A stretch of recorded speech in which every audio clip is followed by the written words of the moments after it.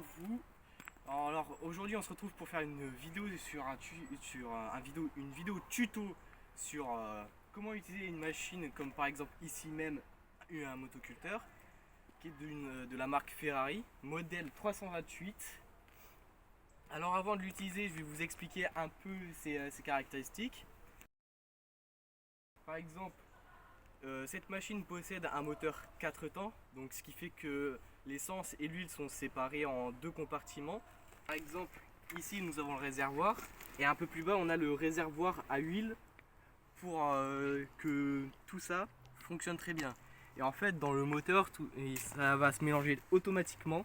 Ainsi de suite, ici nous avons le filtre à air qui est un filtre à air à bain d'huile qui sert comme son nom l'indique à filtrer l'air du moteur et aussi à lui donner de l'air. Alors ici nous avons le pot d'échappement qu'on préfère éviter de toucher parce que c'est très chaud quand c'est bien démarré et le moteur en général aussi. Alors on peut passer aux commandes maintenant. Alors les commandes elles sont toutes simples. Par exemple ici nous avons tout ce qui est pour la marche avant quand on la pousse et la marche arrière quand on la tire. Jusque là tout est normal. Après nous avons aussi cette manivelle là qui sert à utiliser le mode parking. Le mode parking qui est, comme son nom l'indique, à éviter que par exemple la machine parte. Si je la pousse, je la débloque, ce qui fait que je peux la tirer ou la pousser. Si je la retire, je ne peux plus la bouger parce que c'est un frein à main hydraulique. Ensuite, on peut avoir aussi les vitesses ici, mais pour pouvoir manipuler le motoculteur sans allumer le moteur et en enlevant le mode parking, il faut la mettre en neutre. Nous on l'a mis entre la vitesse 1 et la vitesse 2 pour éviter que déjà l'embrayage prenne des dégâts sur l'usure, mais aussi pour qu'on puisse la faire rouler sans avoir besoin du moteur. Ensuite, nous avons cette manivelle là qui sert aussi à allumer le motoculteur quand on devra l'allumer. Alors ça c'est ce qu'on appelle l'homme mort. L'homme mort qui sert, comme son nom l'indique, à éviter tout accident. Par exemple, si vous êtes en train de travailler avec le motoculteur et que d'un coup vous perdez connaissance, vous allez lâcher ça et ça va arrêter le motoculteur, mais ça ne va pas arrêter le moteur. Ça va arrêter tout ce qui est fraise et l'avancée du motoculteur. Ensuite, ça c'est pour démarrer le motoculteur en lui-même. Ensuite, on a ce levier là qui sert principalement à déplacer le guidon. Enfin, moi j'appelle ça un guidon, mais je sais pas c'est quoi le nom exact. Mais on peut le aller jusqu'à là. Et on peut faire aussi dans l'autre sens. Voilà.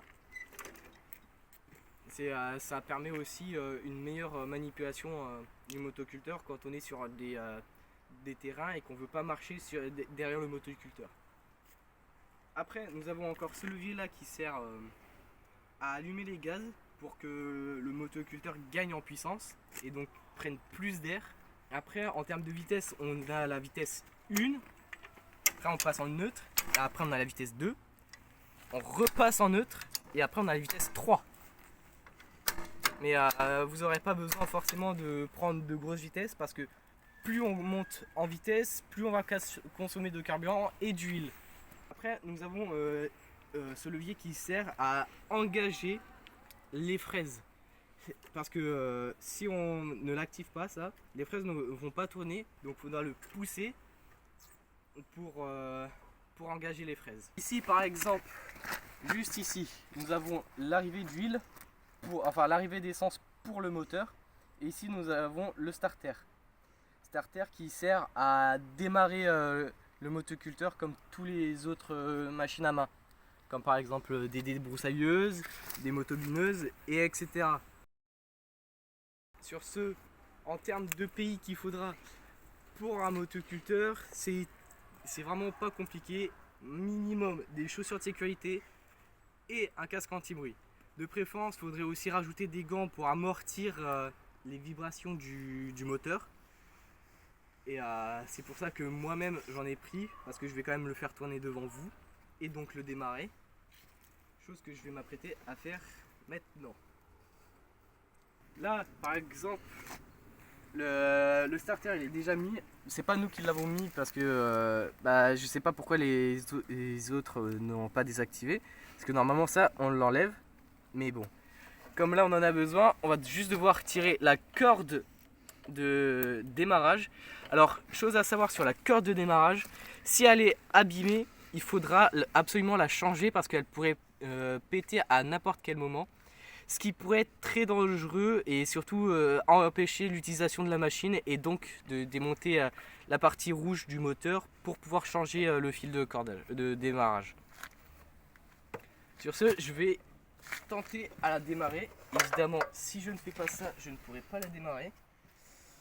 C'est-à-dire, j'ai baissé le levier rouge qui est au-dessus de l'homme mort pour pouvoir démarrer la machine. Et normalement, si tout se passe bien, je ne devrais pas la noyer, le motoculteur, et la démarrer.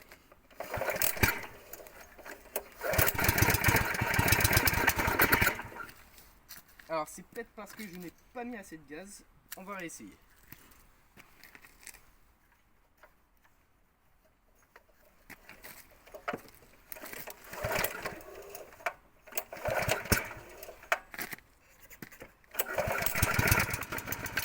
Du coup, je voulais vous dire que si jamais vous avez des problèmes, genre, comme par exemple à démarrer ou que votre motoculteur fasse un bruit inhabituel, c'est que soit vous avez un problème mécanique interne du moteur, et si votre moteur fait juste un bruit inhabituel, c'est généralement à cause du fait que vous ne montez pas assez dans les tours, et donc là, il faut aller directement au niveau du moteur pour modifier cela.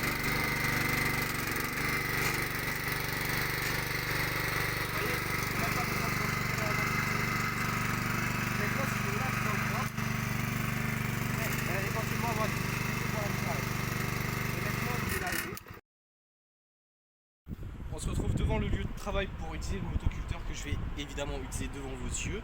Sinon, ça ne sert à rien de faire ce tuto. Alors, c'est tout simple.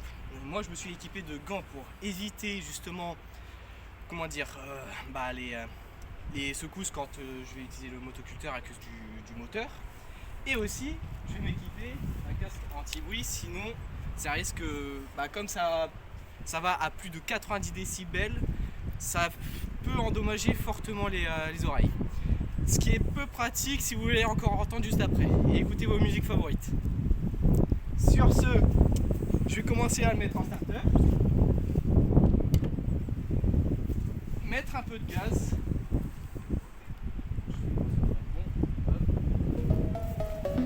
Et pour finir, on va mettre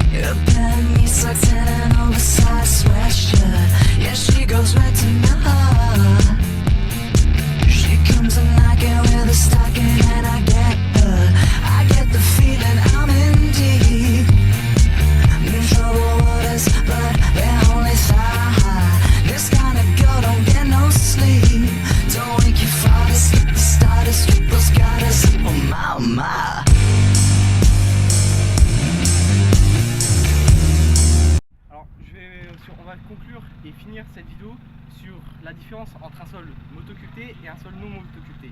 Comme par exemple, là je viens de motoculter devant vos yeux cette partie-là du sol. Vous voyez, c'est très meuble.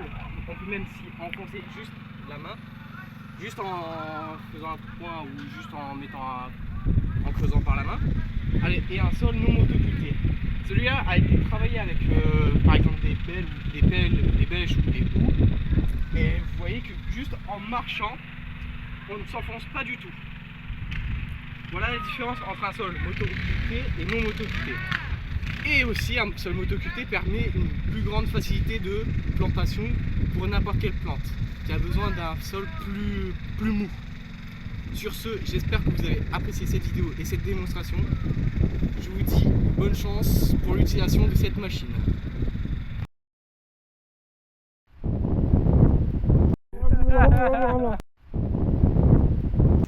Oh putain, je crois que j'ai oublié un truc. C'est bon, genre. Ah.